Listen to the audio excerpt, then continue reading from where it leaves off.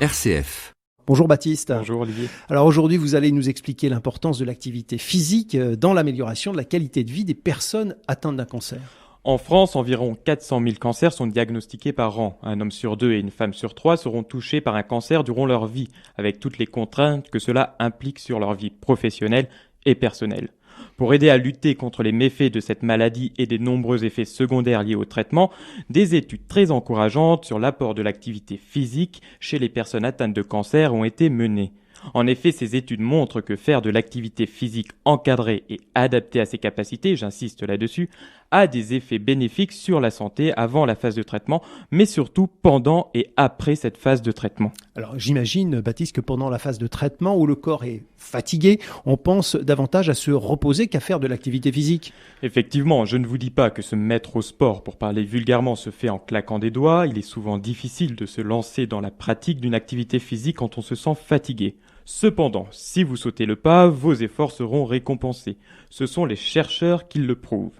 En effet, les études menées jusque-là montrent de réels bénéfices des programmes d'activité physique sur la qualité de vie globale des personnes atteintes de cancer, avec notamment une diminution significative de la fatigue, qui est le symptôme le plus fréquent dont se plaignent les malades. Donc, si je comprends bien, Baptiste, faire de l'activité physique diminue la sensation de fatigue. Et vous avez bien compris, Olivier, en faisant régulièrement de l'activité physique, la sensation de fatigue diminue en moyenne de 20% pendant la phase de traitement, et ce jusqu'à 40% après la fin des traitements, si on en croit les études sur le sujet.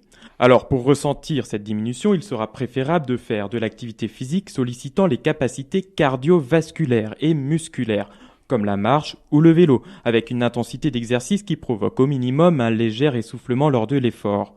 En termes de fréquence, il est recommandé d'atteindre progressivement 30 minutes d'activité physique au moins 5 fois par semaine, selon votre état de santé. Et est-ce qu'on peut espérer d'autres bénéfices sur la santé avec cette activité physique ? Eh bien, le fait de pratiquer une activité physique seule ou en groupe permet un retour à la vie sociale, familiale et ou professionnelle.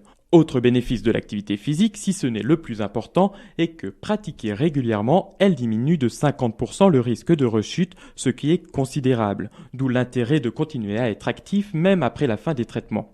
Alors maintenant que vous êtes convaincu et avant d'enfiler vos baskets, n'oubliez pas de consulter votre médecin, c'est lui qui pourra vous aider et vous conseiller sur les activités physiques que vous pourrez faire selon vos capacités, mais surtout de vos envies car le plaisir est l'élément indispensable à une pratique régulière et bénéfique. Merci beaucoup Baptiste. Si vous avez des questions ou que vous souhaitez pratiquer une activité physique adaptée, vous pouvez vous adresser à la Ligue contre le cancer.